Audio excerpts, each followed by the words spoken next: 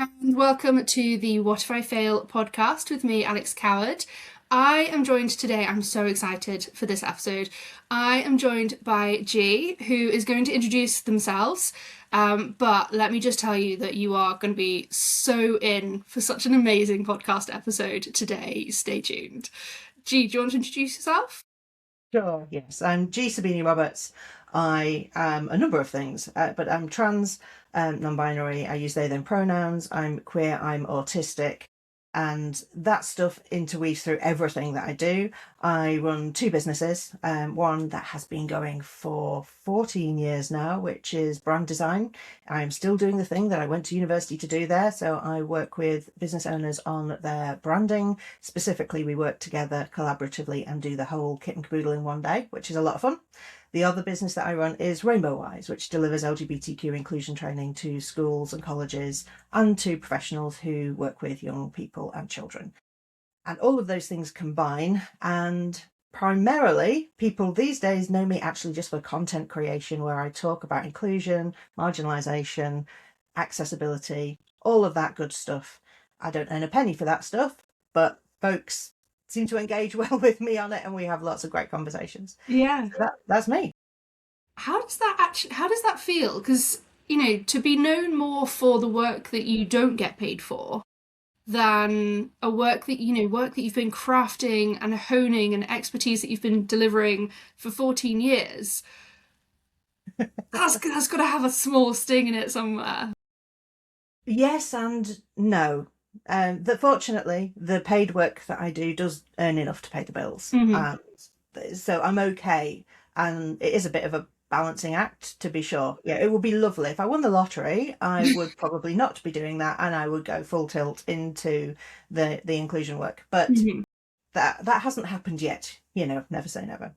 But it some ways it is more challenging because there is a balance to be struck. I can't invest as much time in any of the things. It's always a balancing act. I'm also a Mm-hmm. parent of four neurodivergent teenagers. Life is busy, Yeah.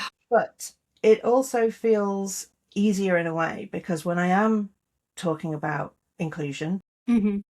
I am purely doing it for the reasons that matter. I'm doing it because it's important. I am not trying to sell a program off the back of it or earn income from it. There is nothing in it that is tokenistic because it Mm-hmm. is purely there for the purpose of trying to put out more good in the world than bad. Yeah, absolutely. And I've seen some of the graphic work that you do, and it's incredible. And I think because of who you are and because you value that so much and because that's what you put out to the world, I notice a lot of the companies and people that come to you, they have very similar values. So Absolutely, yeah. you attract the right people, which then helps because I imagine it's much easier to work on their branding when you really love what they do and you feel that kind of connection with them as well. Absolutely. I'm very lucky. I generally attract incredible clients that are always a joy to work with. Yeah. But also the way that I work that's evolved over time where we don't write briefs, there's no Mm-hmm. creating stuff and going backwards and forwards. We do everything live on a call together.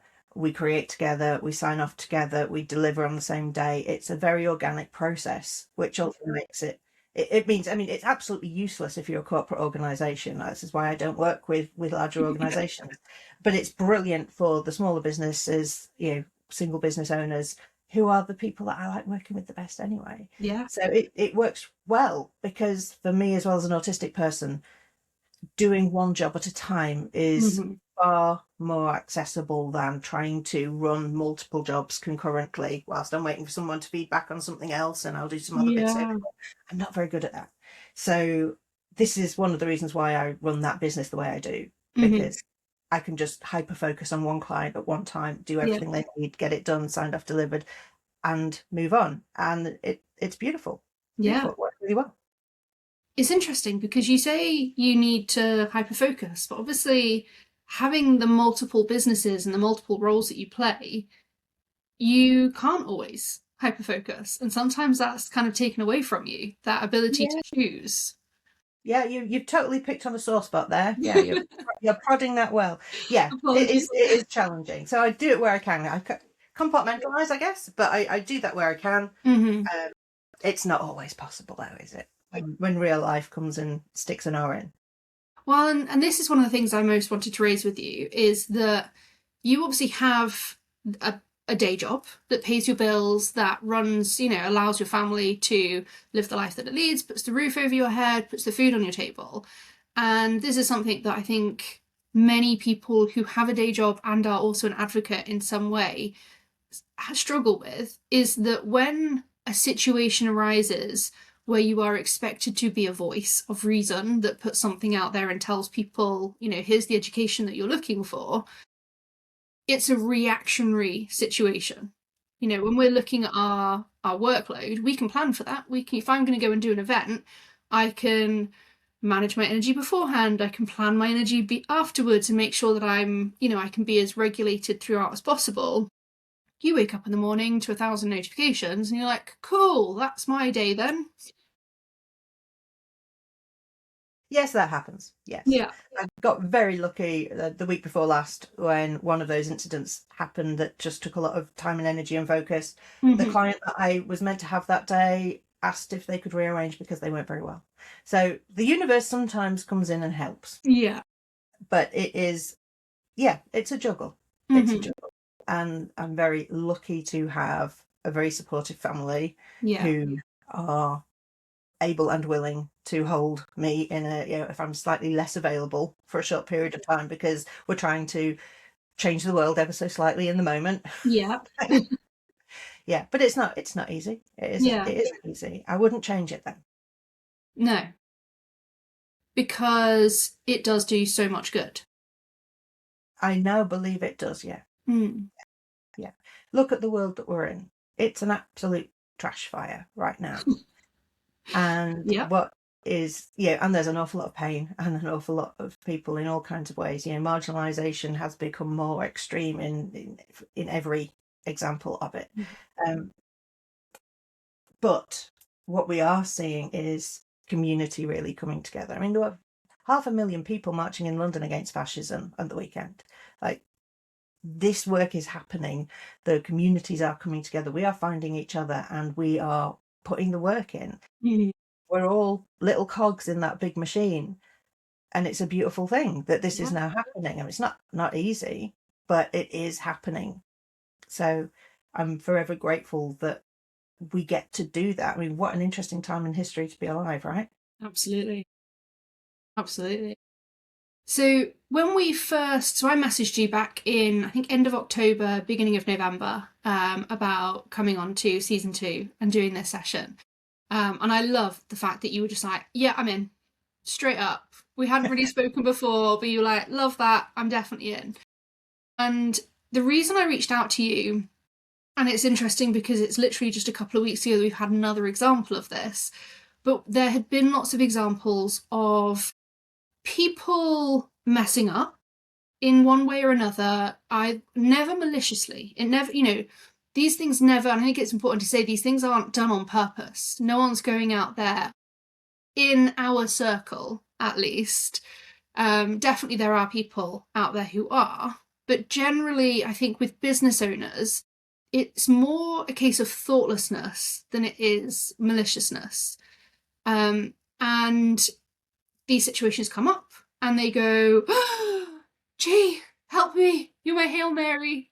Help me restore my reputation by showing that I'm being educated. Can I have your time?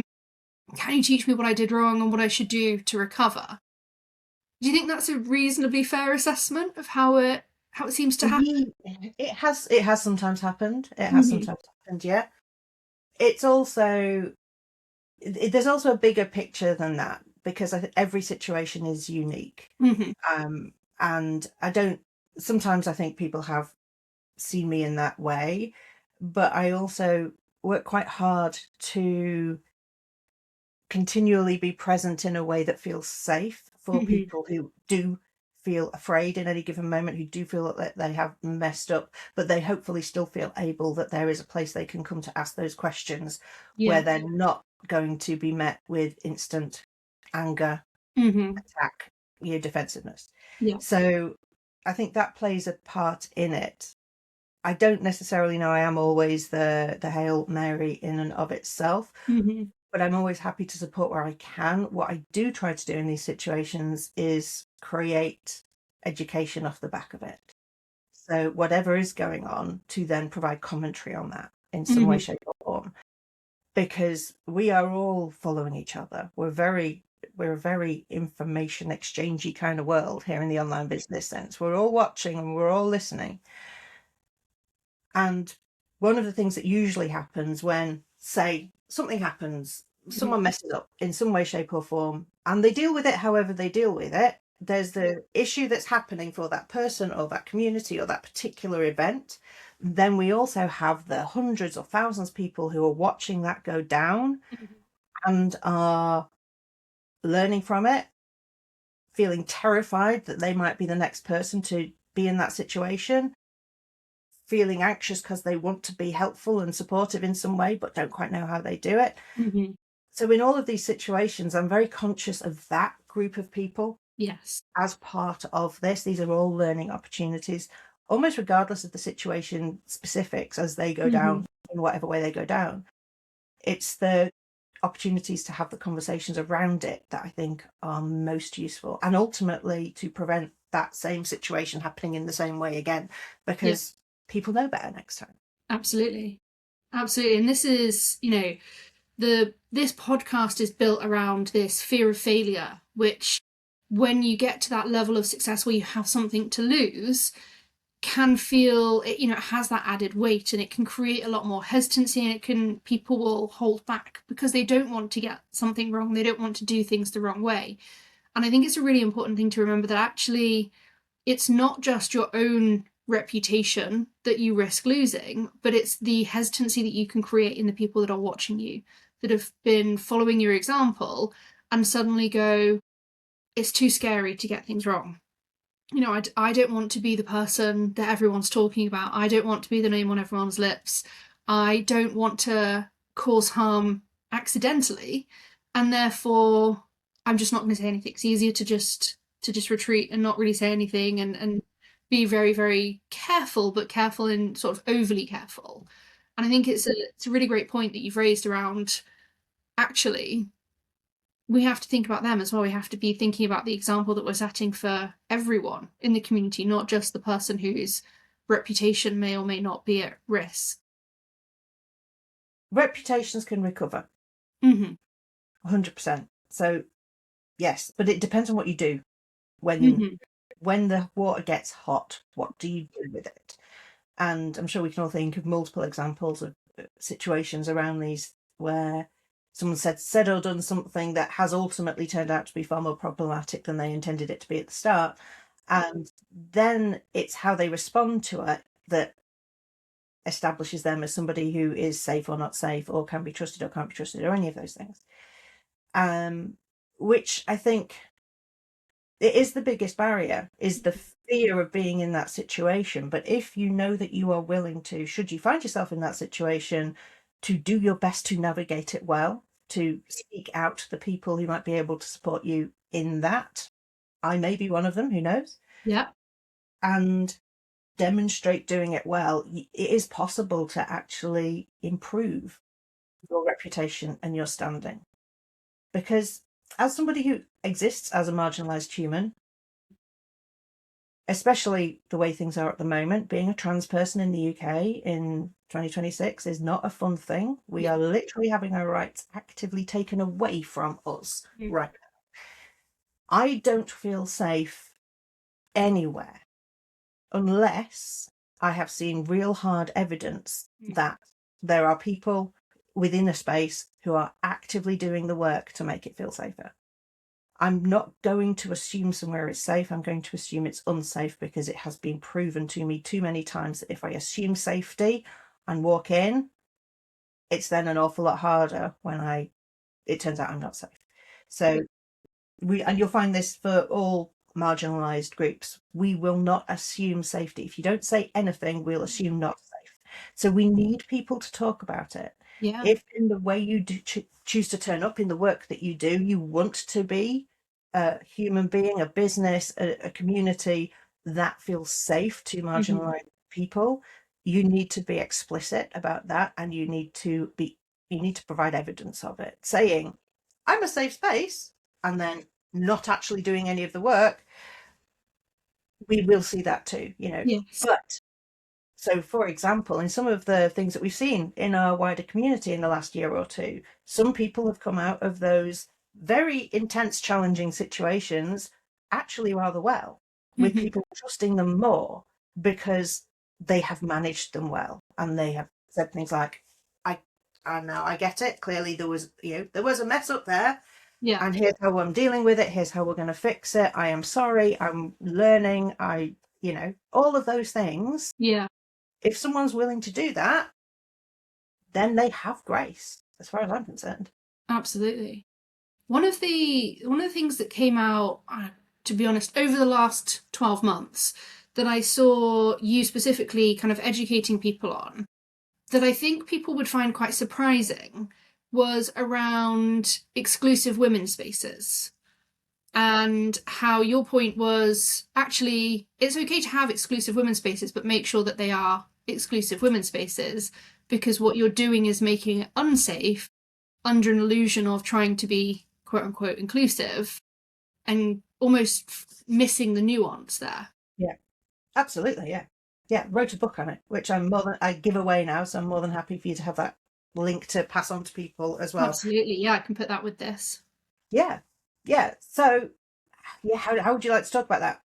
There's I mean, it'd be really interesting to, because I think people learn best by storytelling, and they learn best by sort of examples.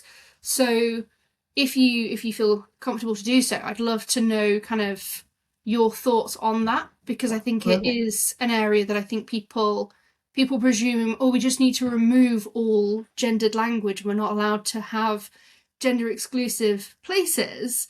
But actually, that's not what you're suggesting at Not the all. case at all. That's not the case at all. We absolutely need women's spaces, Mm-hmm. exclusively women's spaces. We all absolutely need all kinds of exclusive spaces on the grounds that if any group experiences marginalization, then being in mainstream spaces is sometimes going to be dangerous or challenging or scary, or there'll be a risk there. Therefore, creating spaces where those risks don't exist is really important, because everyone needs somewhere to feel safe in.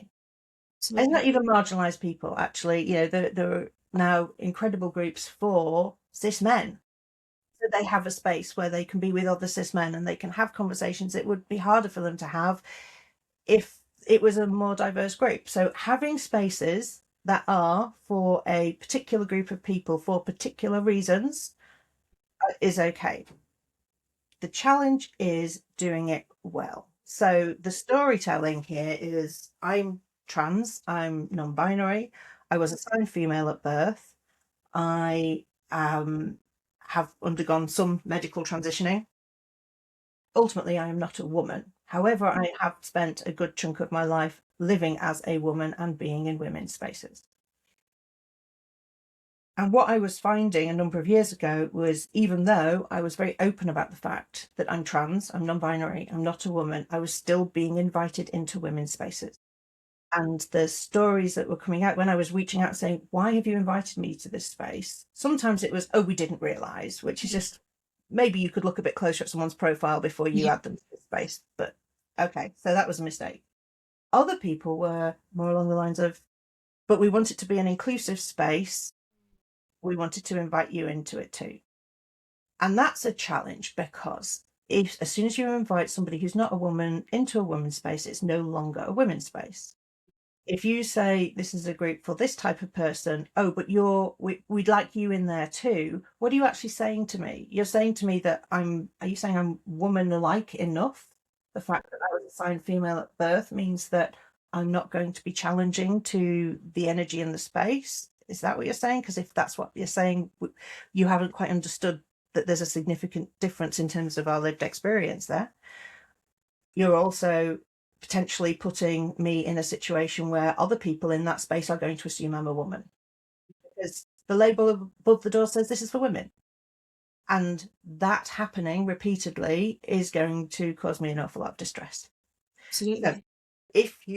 there's absolutely nothing wrong with having a women's space, but you need to ultimately, if that's your goal, keep it as a Mm-hmm. women's space. There is a conversation that needs to happen in that around trans women being women and also included in that space. Absolutely. In fact, I mentioned an example about a group for cis men, and now I think about it, the same issue would apply in that situation too.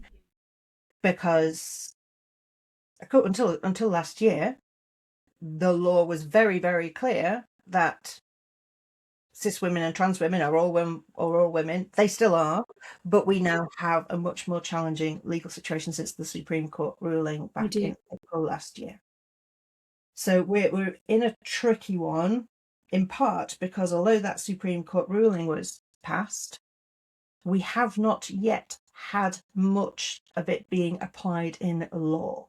So although there have been some guidelines written, there are also guidelines that have been withdrawn. We have had some cases where things have said, no, that is not lawful. Other cases where they've said, yes, that part of it is lawful. What we've actually ended up with is an absolute mess where there isn't clarity about what is legal, what isn't legal. And so much energy is being focused into what is right and what is wrong. The actual day-to-day existence of human beings just trying to get on with their life and find community in the places that feel safe for them have just been taken away, ripped away. So we are in a more challenging situation now than we were a year ago. However, at present, it is still entirely okay to create spaces for women that include trans women and men that include trans men in that way. However, that some of the people who do that are now having to face the fact that people are challenging them, and the people that are challenging them are people who have an awful lot of money and power, who are trying to enforce their idea of what is and isn't appropriate on everybody else. And I know that's not the real theme of this, but it is relevant because it's happening everywhere. But to go back to the original point, women's spaces should exist, but they should stay as women's spaces, or they should stay as the space for the people going through a certain experience. As an example, let's say you're somebody who delivers services for folks who are going through perimenopause and menopause. Brilliant. Don't just call it for women though, because I'm 47 and I have a uterus. I'm probably in your target audience for whatever it is you do at this point. But if you use the word woman and the sign above your door, I'm not walking in it. Absolutely. So there is also the way I talk to people is, instead of focusing on an ideal client avatar when you're thinking about how you direct your business, who you're talking to as your audience, rather than focus on individual characteristics, focus on experiences. Yes. And then we do something where it doesn't matter what your age is or your gender is or your income bracket is. If you're having a certain experience, then you are the person I'm talking to and I can help you. Yeah. It's a much more inclusive way of approaching niching. Absolutely. And as a branding expert, someone that's been doing this for 14 years, because branding is not just about the colours that you use and the pretty pictures that you have. Branding is all of it, right? It's the values that you put into your business. It's the tone of voice that you speak with. As you say, it's the way that you identify with your audience. So how lucky are your clients that they have someone who is so aware of these issues, helping them build their avatar? Yeah, it's great fun. It's great fun. We have magnificent conversations. I bet. Right. Yeah, really good. Is it something you said in your introduction, you're still doing the thing that you learned how to do at university? Is this something that was, 14 years ago, was this talked about when you were doing, or was it graphic design, or was it around branding? It was branding. Yeah, so I did a graphic design degree and specialised in branding. Yeah. And graduated in 2001. So I am still doing that. Yeah. So I worked in the industry for a while. I taught for a while, and then I took a few years out and had children and started my business when my kids were little, and I desperately needed something for my brain to do. Yeah. And that was the 14-year ago point. Right. So that's sort of the origin story. But it's been branding right the way through. All the way through. I just love it. And so you presumably have noticed an evolution in the way that people talk about and do branding across that time. Really? Yeah. The world we live in now, well, personal brand is everything. Yes. Here. regardless of the business that you run, if you think about the way you interact with other beings, other business owners, other people and other organizations, the story is key. The experience, the human connection is really important. Regardless of what the detail of your business is, we Yeah. need that human connection, and we are looking for it, especially in the huge evolution we've seen in the online space over the last decade or so. Yeah. It's changed so much, and people are actively seeking some sense of reassurance about who the human is behind something. Yes. And that's partly, it brings us back into this story about how you choose to present yourself to the world when it comes to things like ethics and morals and your position on all kinds of important global issues. People care. People will choose whether to engage with you or not based on your opinion on, human rights or inclusion or any other issue. Absolutely. People are looking for that and actively seeking people that align with them to work with. And because we have the online space, we get access to a far more diverse range of people to seek out the ones that we align with. Yeah. Which is a beautiful thing. It really is. It really is. It's an interesting one, especially when you talk about the global kind of things that are going on. I posted, sometime last year, that I recognised that it was a full privilege of mine, but that I actually often choose to have my conversations in private rather than publicly. And I really do recognise that this is such a privilege of mine as a white middle class woman, that I get to say, oh, I'm not going to talk about that online. And it's really interesting. There was some people in the comments that I had really great conversations with, where they said, I completely disagree with you and here's why, but let's have a talk about it. And there were some people that called me a fascist, because clearly if I'm not stating which sides I'm picking at any one time, I'm ergo just a fascist. And they kind of really, they represented for me exactly why people are scared to talk about things online, because there's a lot of keyboard warriors who debate to win, and I don't believe that you can have a nuanced conversation with them. But there are so many, if we look at some of the things that are going on in the Middle East, or certainly, the Israel-Palestine war. Okay, well, I know people from Palestine, I know people from Israel, and I'm for the humans, and I'm against the atrocities. Yes. But that doesn't make a really nice, pithy, agreement, heavy post that people can go, yes, I'm on that side too. And so I was just like, I just won't post. But that's the whole conversation, isn't it? Actually, Yeah. you have to post about things for people to feel safe with you. But also, you're going to marginalize someone, you're going to be in opposition to someone else's opinion. And it's that I guess, to be in this privileged position, you have to accept that someone is always going to disagree with you. Yes, you do. Absolutely. And they will. Yeah. And that's part of it. Yeah. Yeah. I in some ways, this is a weird twist on that, in that I, in some ways, find it a privilege to be more marginalized, because I don't get a choice. Yeah. I don't have the privilege of being able to decide whether I'm here for that conversation, because it lands on me regardless. So in a way, I've already dealt with that. I can walk down the street and people will hate me on sight. I can turn up in a room and people will hate me on sight because I'm a trans person. The same for all our black and brown friends. People will take one look at them and immediately form opinions on the value of that person. And when you exist in a world where some people already hate you, and there's nothing you're ever going to be able to do to fix that, you can't walk around being scared that people are going to hate you, or you would never get out of bed.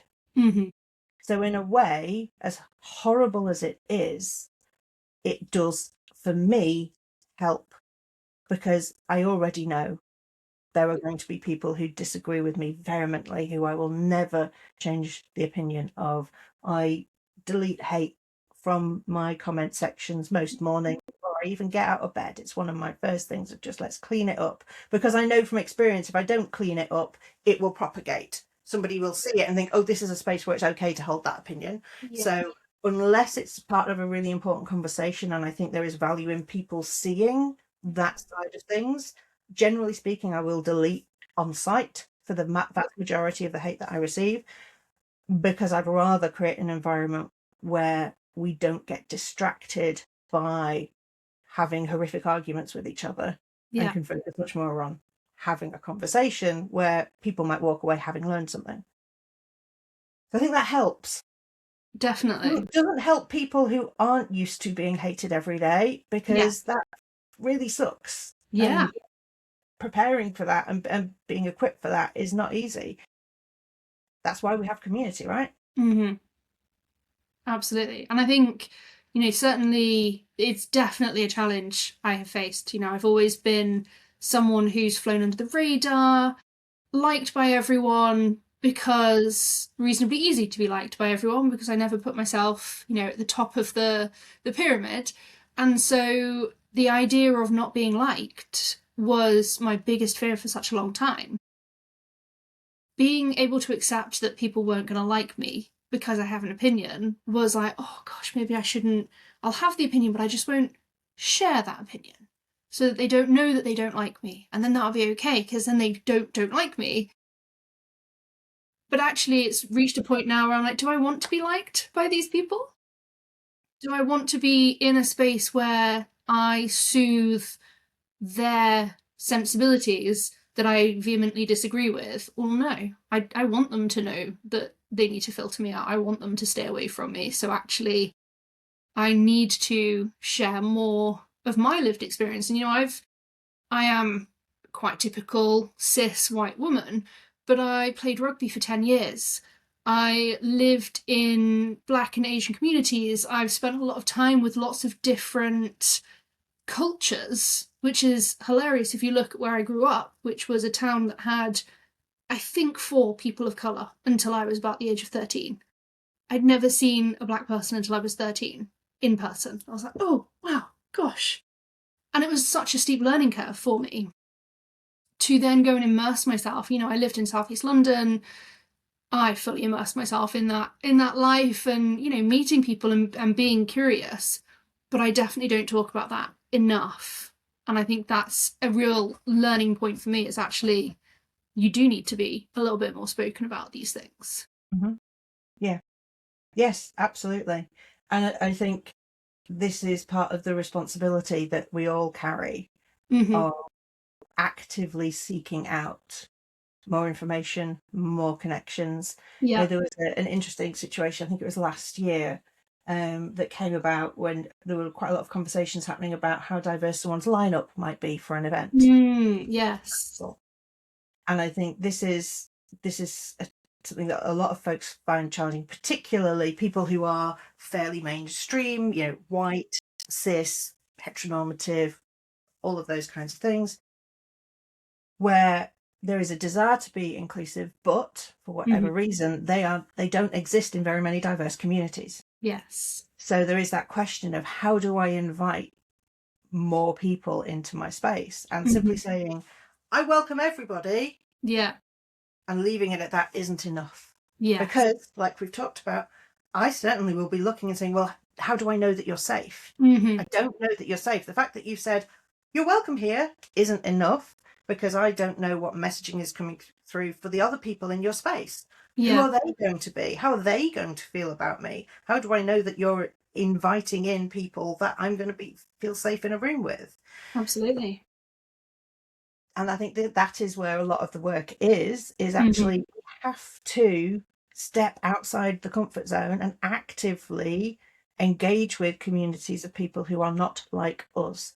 Yes. And that can be quite intimidating if you haven't done it before, but it's absolutely essential. The fact that my friendship group has a massively diverse group of all kinds of characteristics, all of them, that's not by accident. Yes. I have sought out people who are different to me. And when I meet them, I'm curious and I'm interested and I want to know more. And often that's reciprocated, and that's beautiful, and now we're friends. Isn't that cool? But there has been a choice to actively want to diversify the people that I get to interact with. It's required me to walk into rooms that I felt really uncomfortable walking into because I've been massively privileged on the whole over the rest of the people in that room, and they probably don't quite trust me yet. It's my job to learn about them, to engage with them, to hopefully be welcomed into part of those communities as well, and Yeah. then learn and carry that forward. Like, this is intentional work. Yes. And I think that's the point, isn't it? It needs to be intentional work. It needs to be, actually, I need to go out of my way to make sure I am showcasing why people might consider me. Because the term safe space, I think when people say this is a safe space, it's almost like an amber flag to me, because I feel like anyone that's declaring safe space, it makes me think, okay, their intentions might be right, but how safe is it really? Is it safe because you want it to be, or is it safe because you've made it safe? And I think that's a big difference. You will never make a space completely safe. Yes. There are safer spaces. You will never make it completely safe. But one of the ways that you make it safer is being prepared for the difficult conversations and the challenges and the issues as they arise, and being willing to engage well with them. Yeah. And that's often the evidence that I'm looking for. It's not have you got a perfectly diverse representation in the particular group of people you've got on your stage? Yeah. There needs to be enough of it. But I'm also looking at what you said in your small print about how you're going to manage certain situations, what your policies are on inclusion. Yeah. I'm going to be looking at who is attending your event, not just who's on your stage. There are some brilliant people who, we're talking about events now by the looks of things, but brilliant people who run events who actively do things like reach out to marginalised community and offer subsidies or free places. Yeah. And do things like that, because let's recognise that marginalised communities are often disadvantaged monetarily and in all kinds of other ways. Access becomes much more challenging when you are marginalised, full stop. Part of the work of creating these more diverse communities is being willing to put your money where your mouth is and actively support people who otherwise may not be able to be there to be there.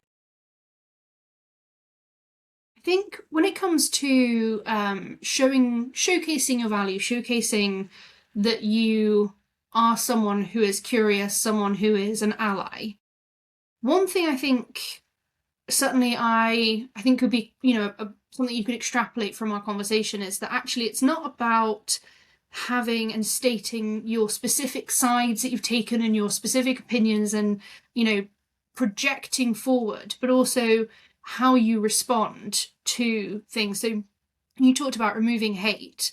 And one thing I've noticed about your spaces is actually you don't just remove the hate that's against you, you will remove hate that's against the people that you're talking about as well. So on the thread that happened a couple of weeks ago, someone made a throwaway comment that was a bit sort of cutting, shall we say, about the subject of that post. And you said there's no space here for that. We don't talk about people in that way. This is a place where we're talking about nuance. This is a space where we're talking about learning, but there's no space for that. There's no space for just being mean for the sake of it. Yeah, I think at the point when you start calling people names for having whatever their opinions are, even if you consider their opinions to be hateful, yes, calling them a name and moving into that kind of language is not helpful. So yeah, absolutely. No one learns when they're feeling defensive. That's the bottom line. If you're feeling attacked, you're not going to learn anything because your walls are up and you just need to figure out a way to be okay, or to feel like you can come on top enough to be able to survive whatever exchange this now is. Yeah. It doesn't help. Yeah. So that is really, again, this is part of my privilege. I have a lot of support at home. I am loved. I've got a very strong friendship network.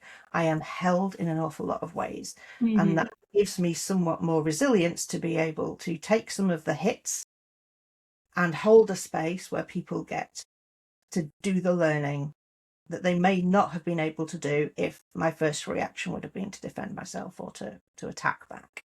Yeah, absolutely. Is there a time where you've got it wrong? Many. All of the time. Of course. On a daily basis, probably. Yes.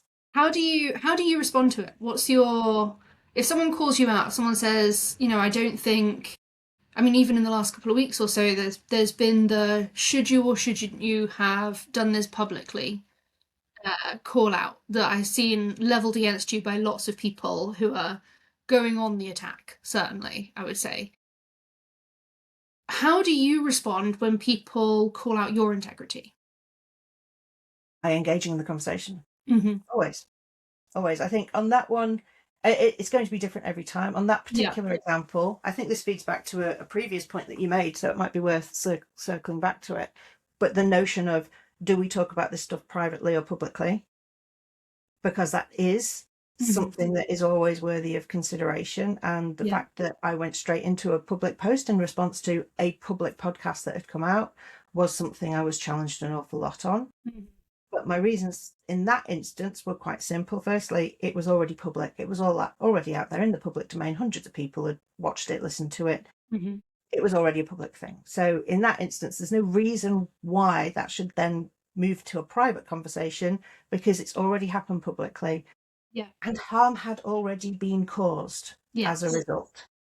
So it wasn't as though we could sort of fix this. As it happens, that particular podcast, I think, has now been withdrawn. So I suppose there was some fixing that happened, but at the time, it wasn't clear what the eventual outcome was going to be, but there was certainly a conversation that needed to be had about it. So that was the first reason. And then the second reason on that particular instance is, the second one feeding back into this is, I will always choose to have these conversations publicly, because I have to run a business. I'm a parent. I'm a spouse. My businesses are the sole income for this family. I need to generate an income. I am limited in my time. And if I had private conversations with everybody who raised an issue, I would do nothing else. Absolutely. So in part, having these conversations publicly, yes, there's a risk. There are more people who are going to see it, and potentially more people that are going to push back in ways that are not so comfortable. But I will still choose to have it publicly, because not only am I then dealing with that issue, I'm also demonstrating how it is possible to deal with these issues in ways that are kind, curious, considered. This is how we can do this well. So that's another reason why I'll always do it publicly. And in that particular instance, it was because somebody from a marginalised community said, I've been really hurt by this. I am too hurt to respond myself. I need the allies to step in and help. So I did. So that was just an easy decision at that point. The other 2 points almost didn't need to be made, because someone asked for help and I said, yeah. So I think that's an important point when it comes to privilege, is I don't have the privilege to keep having these conversations privately. Because I don't make a living off them. I don't make anything off them. This is trying to be a good human in a world that really needs good humans. Absolutely. And again, demonstrating to the people, a point that we discussed before we started recording was that actually the most recent incident, you were the ally in this case. You actually weren't part of the marginalised community. And so publicly stating this was proving again, this is just another layer to, this is a space that is safe for all, including people who don't even look like me, who have a different lived experience as me, but I want them to know that I'm acknowledging this and I'm there for them, and I'm standing up with them. Not necessarily for them, but with them. Yeah. Yeah, I think it's a really, personally, I honestly I felt like the way that you dealt with it was a masterclass in and of itself. I actually found your comment section to be such a learning experience. Just the way that you respond, especially when people are quite vitriolic towards you and sort of really on the attack, and you diffuse so beautifully. Most of them, by the end of it, it was, yes, we agree then. Yes, okay, cool, we're actually on the same page. As it turns out, we're all on the same page, because we're all pro-human, we're all anti-hurt people for the sake of hurting people, but we're coming at it from different places and with different opinions, and it's okay that we do that, but let's not do that with pointy sticks. Let's be kind whilst we have disagreements as well. So certainly felt that was a really interesting one to watch, and again, as a privilege to be able to sit in the sidelines and watch that go down. There was quite a lot going on at the time. I didn't have the capacity to kind of jump into the fray, but also I recognize that that is another privilege of mine, that I didn't have to. No one pulled me in, so to speak. Yeah, but I think there's another point there as well that I think others have made, in that because there was a lot, I mean, there were a lot of people that got very badly hurt in that Mm-hmm. situation. And there was a lot of talk of people piling on in Mm-hmm. a way, because actually lots of people were choosing to have their say on the situation. Yes. And that was being discussed in certain areas as really problematic. Mm-hmm. And I know that there are certain quarters where I am now being spoken about as a bully, as somebody who is unsafe in those ways. And I know I don't carry that myself, but I know those conversations are happening because they have come back to me quite a lot. That has been one of the more challenging things about the last week, has been hearing that happen. Um, but again, the evidence is there. If people choose to read those exchanges, there are good reasons why I'm not deleting any of that, and that will stay there for perpetuity, because people can then go and read and make their own perspective. And if they read me as bullying that and choose not to engage with me, I am okay with that. And that being, we clearly are not going to experience other things in ways that are going to be amenable to the two of us. So this is okay. We learn, don't we? But I think this notion of people piling on, or everybody choosing to have their say, there is a responsibility that comes with choosing to be visible. Mm-hmm. Those of us who choose to be visible, you and I in that number, when we do that, we need to be prepared for the fact that we are going to influence other people, and people might want to talk about that. If we do something publicly, people will choose to have public conversations about it. That is part of the deal. And if we're not willing for that to happen, we need to think about, do we actually want to be putting out this podcast, for example? Do we want to be Absolutely. saying and doing these things? Because once as you grow in visibility, once you've got thousands of followers, there's not much you can do without generating a response. That part, that is part of the deal. Yeah. So it's a choice. Yes, if you say something that is going to be triggering in some way, shape, or form, people will respond to it in all kinds of ways. You don't get to control that. You only get to control what you say and how you respond. Yeah. But you Absolutely. need to be prepared for the fact that other people will do what other people want to do. And that has to be okay if we're choosing to do things publicly. Absolutely.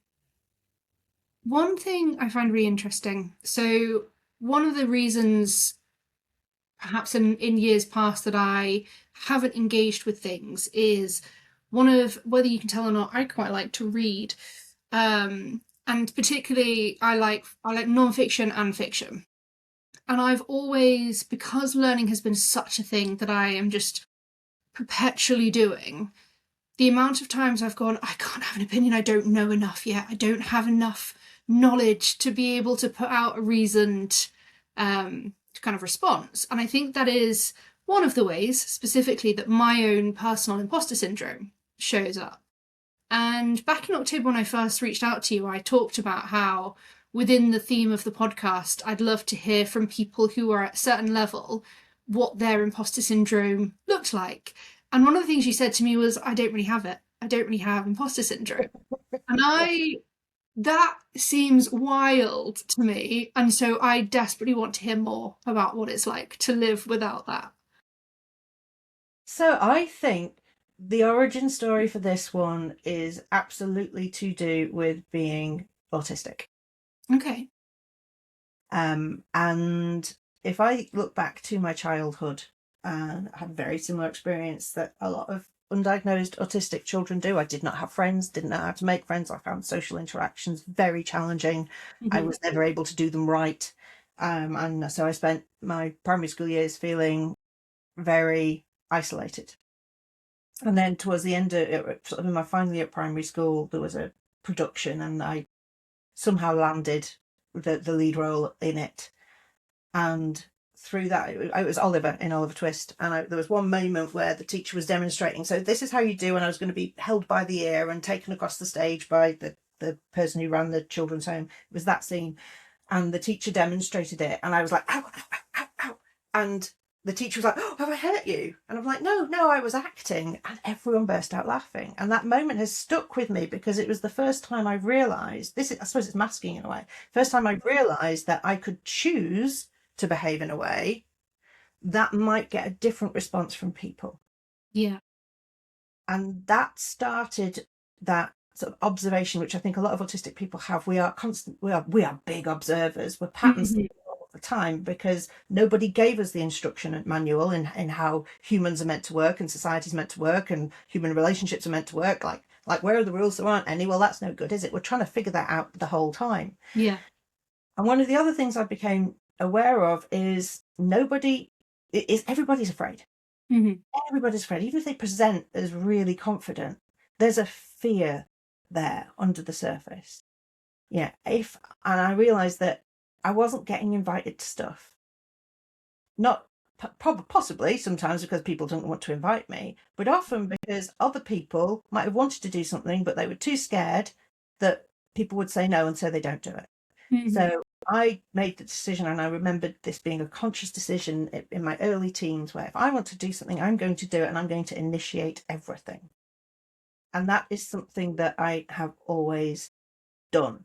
And because it's become more of an intellectual exercise, that I would like to do a thing, I would like it if other people were there. So I'm going to say, I'm going to do a thing, I'd like to invite you to it, or who else would like to come and do this thing with me? Almost always, people are like, yeah. So, which is reassuring that I'm clearly not an awful person that people hate to be around. But it's also, I think, evidence that because that fear is so strong in people, it holds people back from doing an awful lot of stuff. But in order to do that, you need to be prepared for the no. And that was part of that very early intellectualization for me, and that process of sometimes people will say no to this. And that is also okay, in part because I want to be able to say no to people and that be okay. Yes. So it was very much, I'm blessed in a way with my dad, who is still with us, who is clearly also an undiagnosed autistic and ADHD man. But he spent all of his teenage years as a monk, his Roman Catholic family, and he joined the monastery at age 13. He left the monastery sort of early 20s to go to college and never looked back. I was not raised in a Catholic household. He's now an atheist. But ultimately, that was his history. But the result in him is that he spent all those formative years in deep prayer, stroke meditation. His grounding in himself is really strong. And I think that helped me a lot in that sense of you've got to take the ego out of everything if you're going to survive it. So that was part of me developing that intellectual process of I want to be free to say and do what I want. Other people aren't necessarily going to do all the things that I want to do, so I'll initiate, and I need to be okay with that response. It gets enhanced again when we move into sort of my late teens, early 20s, when I started having relationships with people as a bisexual person, part of the UK bi community, met lots of polyfolk. So when I started having relationships, I was often having relationships with polyamorous people. And that also is a very different way of approaching how we engage and boundaries and negotiation and just being very good at communicating. Here's where I am, here's where you are. Oh, look, these things fit together quite nicely. Should we play with that? Yeah. Right. It's all part of this process of being able to turn off the ego in order to make doing things functional without major distress. I think that's really, I don't know if that's a useful thing, but that's certainly. Yeah. I mean, what I find amazing is it's such a full circle moment from almost one of the first things that we talked about, which was that if you are going to have an opinion, you have to accept that people are going to hate. So if you're going to offer someone to do something, you have to accept that they're going to say no. There's going to be negative and positive, and you want to also have the ability to say no as much as you say yes, based on just what you want to do rather than, having a good enough reason to be able to say no.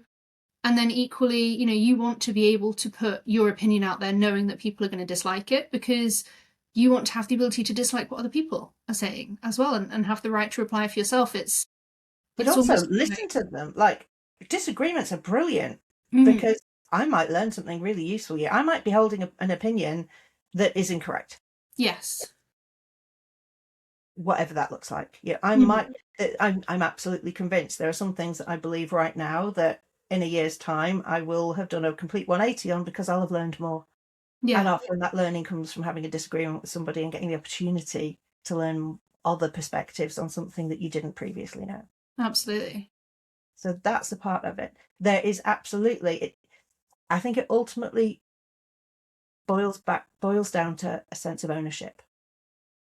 So in a relationship sense, if we're talking about, monogamy as a relationship model, for example, there's a sense of there are rules. I experience that almost as a sense of ownership. Well, I own you as my partner, and that means that I get to control X, Y, and Z about what you do and don't do. And I don't like that, and I don't choose to exist in that way. It's the same way with all other relationships. Sort of the expectations that come with things are often the things that become problematic.